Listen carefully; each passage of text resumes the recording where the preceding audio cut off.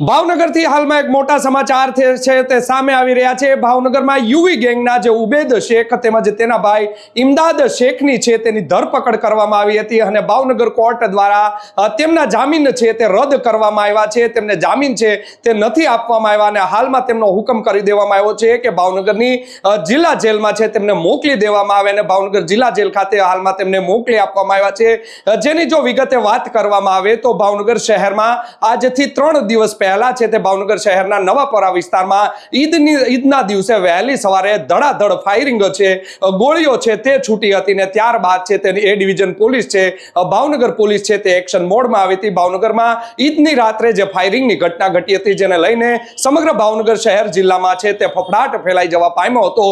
લાંબા સમય પછી ભાવનગર શહેરમાં ફાયરિંગની ઘટના ઘટી હતી જેને લઈને પોલીસ તંત્ર છે તે પણ દોડતું થઈ ગયું હતું। જો વિગતે તેની વાત કરવામાં આવે તો ભાવનગરમાં જે ઘટના ઘટી હતી તેમાં જાહિદ લોંડિયા નામનો એક વ્યક્તિ છે જેની 18 દિવસ પહેલા એટલે કે 18મા રોજાના દિવસે છે તે છે તે તોફિક હાલારી સાથે જે તેની સહિતના જે 2 લોકો છે તેની સાથે ફ્લેટની બહાર બેહવા બાબતે છે તે બોલાચાલી થઈ હતી ને ઈદની રાત્રે છે વહેલી સવારે 4 વાગે તેના ફ્લેટની બહાર તેના ગ્રુપ સાથે ઊભા હતા ત્યારે ટોળું છે ત્યાં ઘસી આવે છે। 6 થી 8 લોકો છે ત્યાં દોડી આવ્યા હતા અને ધડાધડ એક પછી એક ગોળીઓનો વરસાદ છે તેની ઉપર કરવામાં આવ્યો હતો અને પોલીસ દ્વારા પણ તપાસનો ધમધમાટ શરૂ કરી દેવામાં આવ્યો હતો। ત્યારે પોલીસને ખ્યાલ પડ્યો હતો કે આ તમામ જે માણસો છે તે વલી હાલારી તેમજ તોફિક હાલારી જે છે નામચીન ભાવનગરના વ્યક્તિ છે।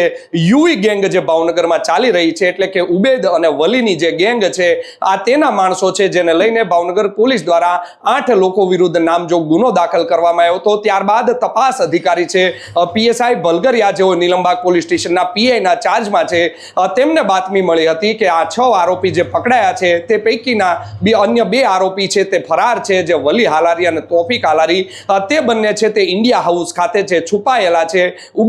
ઉબેદ શેખનું જે ઘર આવેલું છે જેને લઈને ભાવનગરના એસપી નિતેશ પાંડે બાહોશ એસપી જે ભાવનગરને મળ્યા છે તેઓ પોલીસ કાફલો મસ્ત મોટો પોલીસ કાફલો લઈને ત્યાં પહોંચ્યા હતા। ઉબેદના ગઢમાં ગાબડું પાડવું તે કોઈ પણ પોલીસ અધિકારી માટે છે તે કઠિન ભર્યું છે। અગાઉ ભાવનગરમાં એક પીઆઈ હતા ડીડી ઝાલા તે માત્ર એક અધિકારી હતા કે ઉબેદ શેખના ઘરે પહોંચી ગયા હતા અને ત્યાં તેમણે સર્ચ ઓપરેશન કરવાની હિંમત છે તે દાખવી હતી। ત્યારબાદ ભાવનગરના એસપી છે તે બીજો કિસ્સો છે કે તે ત્યાં પહોંચ્યા હતા અને સતત 4 કલાક સુધી સર્ચ ઓપરેશન દરમિયાન છે ભાવનગર પોલીસને 50 નંગ જીવતા કારતૂસ છે તે મળી આવ્યા હતા।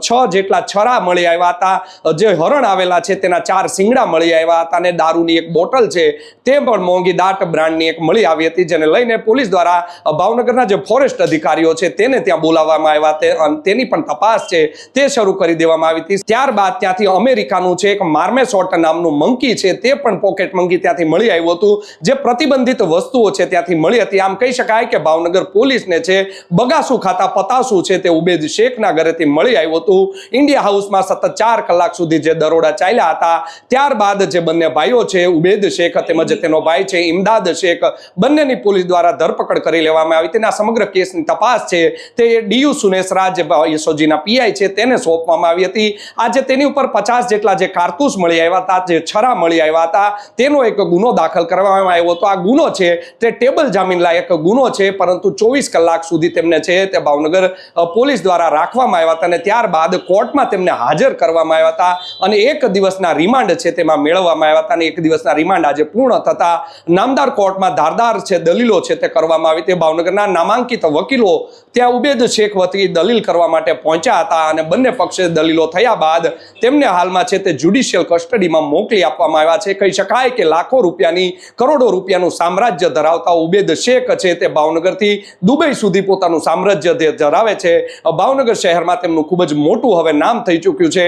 અંધારી આલમમાં પણ તેમનું નામ છે તેવા ઉબેદ શેખને હવે ભાવનગર જેલમાં જવાનો વારો છે તે આવ્યો છે। માત્ર એક 20 વર્ષનો જે યુવાન છે તેમને ઠપકો દેવા જેવી બાબત હતી તેને લઈને ધડાધડ ફાયરિંગ થયા હતા અને ત્યારબાદ આ તપાસનો રેલો છે તે યુવી ગેંગ સુધી તેના તાર જોડાયેલા હોય જેને લઈને નિતેશ પાંડે છે તેમણે લાલ આંખ કરી હતી કે ભાવનગરમાં શહેરમાં જો કાયદો હાથમાં લેશો તો દરેક લોકોની વલે છે તે આવી જ કરવામાં આવશે। ભાવનગર શહેરમાં છેલ્લા લાંબા સમયથી કાયદો અને વ્યવસ્થાના ધજાગરા છે તે આવારા તત્વો ઉડાવી રહ્યા હતા જેને લઈને લાંબા સમયથી એસપી નિતેશ પાંડે લાખ કરી હતી। તેમના તાબાના જે અધિકારીઓ છે તેમને પણ સૂચના આપી દેવામાં આવી હતી। જે ઉબેદ શેખ છે તેની વિરુદ્ધ વિરુદ્ધમાં 12 જેટલા ગંભીર ગુનાઓ છે તે નોંધાયેલા છે. આર્મ્સ એક્ટ હોય, શરીર સંબંધી ગુના હોય, મર્ડર જેવા અનેક ગુનાઓ છે, ગંભીર ગુના તેની સામે નોંધાયેલા છે. પરંતુ છેલ્લા લાંબા સમયથી જે યુવી ગેંગ છે તે અસ્તિત્વમાં નહોતી, પરંતુ કહી શકાય કે 2016 પછી આ મોટો ગુનો છે તેની સામે નોંધાયો છે.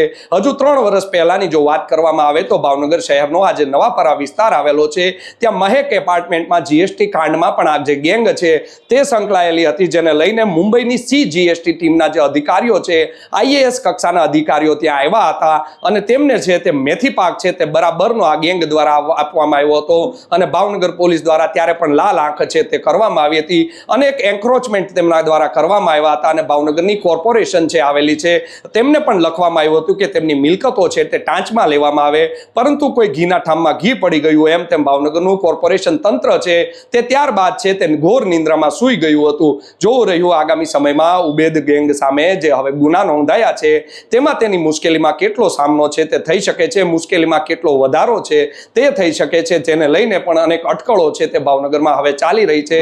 પરંતુ કહી શકાય કે તમામ ભાવનગરથી લઈને દુબઈ સુધી નીતેશ પાંડેએ જે કાર્યવાહી કરી છે તેને લઈને સોંપો પડી ગયો છે કે આટલું મોટું નામ ધરાવતા રાજકીય અનેક નેતાઓનું પીઠબળ છે તે આ યુવી ગેંગને મળ્યું છે. ભાવનગરના અનેક એવા પોલીસ અધિકારીઓ હતા કે જેને લઈને આ જે ગુંડો છે તે મોટો થયો છે અને તમામ કોઈ રાજકીય જે નેતાઓ છે તેની છત્રછાયા નીચે જ આ ગુંડો છે તે મોટા થયા છે તેવું પણ લોકો છે તે બોલી રહ્યા છે, લોકોના મુખે છે સાંભળવા મળી રહ્યું છે. આગામી સમયમાં હવે જ્યારે તે આ કેસમાંથી તેને જામીન મળશે ત્યારબાદ પોલીસ છે તે પ્રોહિબિશનના ગુનામાં તેની છે તે અટકાયત કરશે.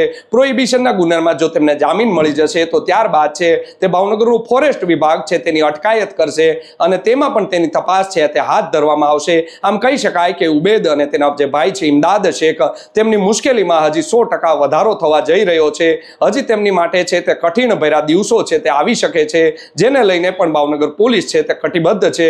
પોલીસ છે તેમની દ્વારા હજી તપાસ કરવામાં આવી રહી છે કે અન્ય કયા પ્રકારના ગુનાઓ છે તેમના દ્વારા કરવામાં આવેલા છે અને જો ગુજસીટોકનો ગુનો પણ બનતો હશે, એવા તેની સામે કેસ દાખલ થયેલા હશે તો તે પ્રકારની પણ કાર્યવાહી થઈ શકે છે તેવું પણ અમારા પોલીસમાં રહેલા જે સૂત્રો છે તે કહી રહ્યા છે. જોવું રહ્યું આગામી સમયમાં ભાવનગર શહેરમાં કાયદો અને વ્યવસ્થાના જો તમે ધજાગરા ઉડાવતા હોય, જો તમને ડોન બનવાનો એકવાર વિચાર આવતો હોય તો આ પ્રકારના સમાચાર છે તે તમારે અવશ્ય જોઈ લેવા જોઈએ કે એકવાર તમે ડોન બની જતા હોવ છો. પરંતુ ભાવનગરમાં વાત કરી શકાય કે પોલીસથી મોટો કોઈ ડોન નથી, માટે પોલીસ છે તે ગમે એને છે તે અંડરગ્રાઉન્ડ કરી શકે. પોલીસ છે તે ધારે તો કોઈ પણ ચમરબંધી હોય તેને ના છોડે, કોઈ પણને છે તે નાથી શકે છે. માત્ર જરૂર છે તો ઈચ્છા શક્તિની. જો અધિકારીઓ ઈચ્છા શક્તિ ધરાવતા હોય કે ભાવનગરને છે તે રક્ત રંજિત થતું અટકાવવું છે, ભાવનગરમાં જે કાયદોની વ્યવસ્થા જે તોડતા હોય તેનાથી બચાવવું છે, ભાવનગર છે તે ભાંગ્યું ભાવનગર હવે કહેવાય છે. એક પણ છેલ્લા 20 વર્ષથી નવા ધંધા છે તે આવી જે ઘટનાઓ બને છે તેને લઈને ભાવનગર શહેરમાં નથી આવ્યા. તેનું માત્ર ને માત્ર એક જો કોઈ કારણ હોય તો આ જે ગુંડાગર્દી જે ભાવનગરમાં વધી રહી છે તેને લઈને ભાવનગરમાં એક પણ ઉદ્યોગો નથી આવતા. માટે ભાવનગર છે તે ભાંગતું ભાવનગર છે, સંસ્કારી નગરી તરીકે ગણાતું આ ભાવનગર છે, પરંતુ ક્યારે આ નગરી છે તે ગુનાખોરી નગરી તરીકે ઓળખાતું થઈ ગયું તેને હવે કોઈને ખબર નથી રહી. જોવું રહ્યું ભાવનગર એસપી આ પ્રકારની હવે કઈ કલમો છે તે દાખલ કરે છે અને કેટલા ગુના આગળ નોંધે છે તે તો હવે આવનારો સમય જ કહેશે. જો આ પ્રકારના સમાચાર આપને પસંદ આવતા હોય તો અમારી નવજીવન ન્યૂઝની ચેનલને લાઇક, શેર અને સબસ્ક્રાઇબ કરવાનું ભૂલતા નહીં. યશપાલસિંહ ચૌહાણ, નવજીવન ન્યૂઝ, ભાવનગર. વૈષ્ણવજન તો તેને કહીએ જે